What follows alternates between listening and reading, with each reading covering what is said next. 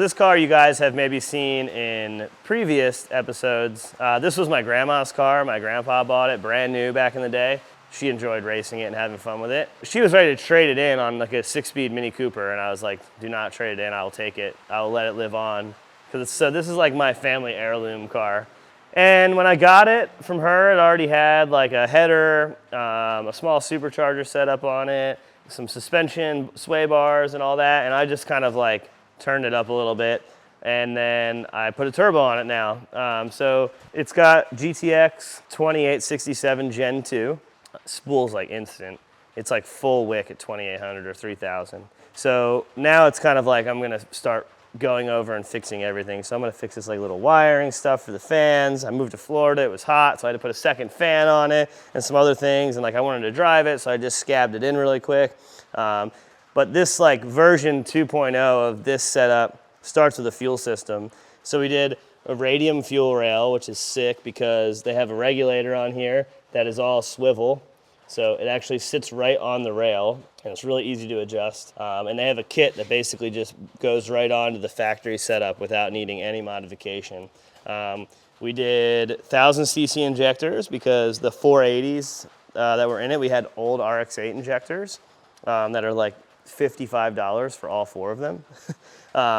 And the spray pattern's not great and some other things. So we went with 1000cc, so if I ever want to do ethanol or whatnot, I can have, you know, a little bit of headroom and have maybe a little bit better spray pattern. So yeah, it was more about updating the fuel system and then the exhaust itself. So before we had a 2.5-inch downpipe bolted to a stock style MagnaFlow exhaust, which was falling apart, like absolutely worst quality exhaust I've ever had in my life. But it was what was on the car, and my grandma gave it to me that way. So, but now we've got a 3-inch downpipe that's been fabricated, and then a 3-inch full exhaust built out of MBRP stuff that I had laying around from previous kits that comes out the rear. There is no muffler right now, it's very loud, but I ordered some MBRP mufflers, so we're gonna put a resonator in the center and a muffler in the rear. But I'm hoping that that alone probably frees up 20 or 30 horsepower in the exhaust end of things, which means we could run the same boost that we've been playing with and make quite a bit more power. Currently, and for the last 3 years, it's been on an MS Labs Mega Squirt, which has basically no real support anymore, unfortunately. So we're switching it over to Link, and it's gonna be a G4X, which basically goes inside of the stock computer box. So you basically just disassemble it and put it in, and this is full standalone and has tons of different IOs and a patch, or what do they call it? Expansion harness? Yeah, so we can control a bunch of other things with it. This car was always meant to be really simple, so we probably won't do a ton of that, but like right now I don't even have a wideband in the car. Basically we tuned it and we left it and drove it, and like it is what it is. It's very, very simple car. So this is gonna make the drivability really good, and I'm betting that we're gonna be able to make quite a bit more power just because of the software that Link runs and how A, it's really easy to use, and then B, there's just a lot more tables and a lot more adjustments, so we can get the driving really, really good. But oh, also some other things that we did. We've done 6-speed swap in this car, so now it has a 6-speed, mainly because of the strength. The stock gearbox brakes at like 250 to 280 torque. Some people have made 300-ish. So we went with the 6-speed because later on we might need it, and also now we get a little bit better gear ratio. So we're basically gonna load a base map into this, repin a few things, set it up, and then head over to the dyno to see what it makes. Full pull! It's not making a ton of power yet. We're working on things. We've had a boost control issue where it's over boosting because of the new exhaust that we built. It's too big for the current wastegate configuration and all that stuff. So what I did was made that little restrictor, Johnny, to bring down or bring up the back pressure to hopefully get the gate to work better. So we're gonna do a bunch of tuning like this, and at the end we'll take it off and see where we're at in terms of the power. Goal is to run up to about 20 or 21 pounds. The horsepower numbers on this dyno are really weird, like just because of the way the dyno works, and we're not super familiar with it. So we're basically tuning it off what the car wants, not necessarily the numbers, which is unfortunate because obviously we We want numbers for you guys. But we'll see where we're at, and we'll check out in a minute.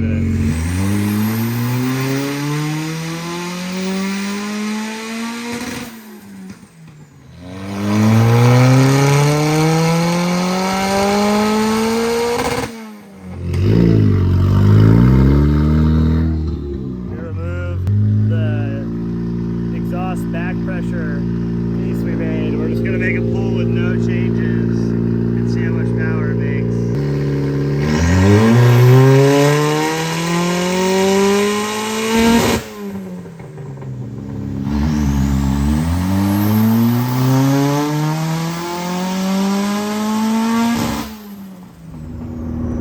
Alright, first drive, we've got Radium fuel rail, 1000 cc's.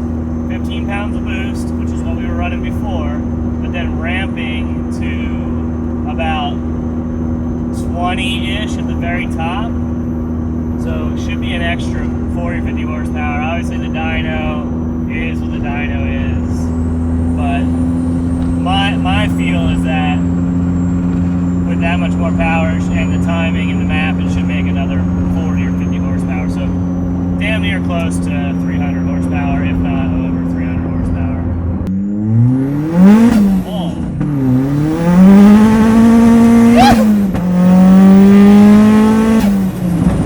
It is way faster. Holy shnikes. Dude, just blows up second gear like to limiter, no problems at all. Also worth noting, we've switched to a 3.7 rear, or no, 3.6 rear gear instead of a 4.1. So we've got a longer cruising gear now. And the drivability is so much better right now, like versus the previous ECU. Like before, when you tip into the throttle, there was always a small hiccup that we couldn't tune out, especially coming off of lower RPM. But now it's just super smooth, like the power does exactly what it's supposed to do. And like right now I'm at 2800 if I floor it. Right there already, it gained, it was at 15 pounds of boost at 3200 RPM. So it's super fast to spool, and that's just in 4th gear. It feels like way more than 40 or 50 horsepower more, and the dyno showed it made less. So before in 2nd gear I got no wheel spin ever, and now it was straight blowing the tires off. And I'm running 20 psi in the rear to try to get some traction.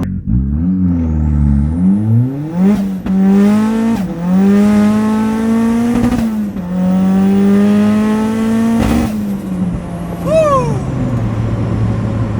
Dude, it's definitely 300 wheel, without a doubt. And that time, with some heat in the tires, my clutch was actually slipping a little bit, and it's never slipped before. So I know for sure we're making all the jam. I just can't believe the drivability. In the longer gear ratio, the 3.7 comes out of, or 3.6, I'm sorry, comes out of NB Miata in the UK.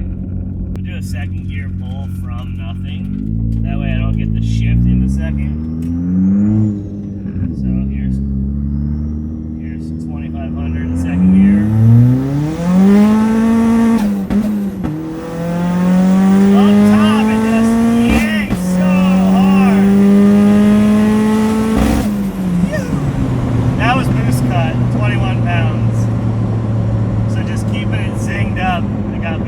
Which is good, it keeps the car safe. It's pretty rare that I'm running it through the gears like that anyway. Most of the time this is just a more technical setup. And the reason I'm getting a little boost creep up top is just because we put that bigger exhaust on and it's just too much exhaust. But dude, the response is sick. Like, here's 3rd gear.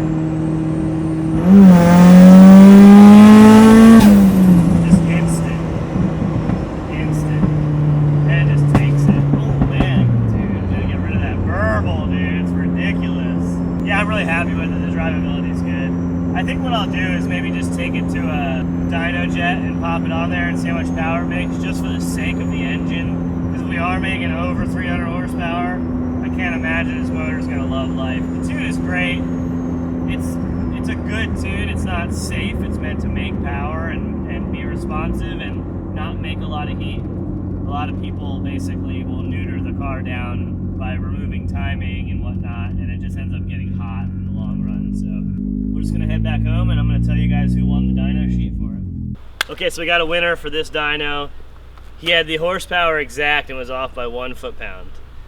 I will say, though, that I'm gonna take this car to a regular dyno, Jet, Mustang dyno, one of the standard rollers instead of a hub dyno, because I'm curious to see how much it actually makes. Like I've said earlier, I would say it feels like 280 to 300 wheel and about 250-ish torque, 240-ish torque. But on Adam's dyno, somehow it only made 243 horsepower and 197 foot-pounds of torque, which it made way less torque than it's ever made. It's always made more torque than horsepower.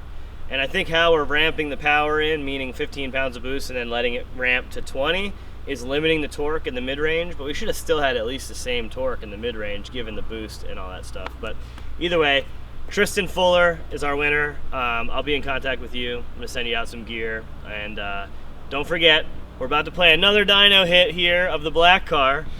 And remember, this dyno's been a heartbreaker, so let me know what you think the black car is gonna make with the M2 kit and ITBs and exhaust and all that.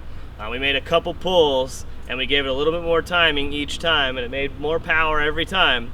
So horsepower and torque, drop it in the comments and let us know what you think.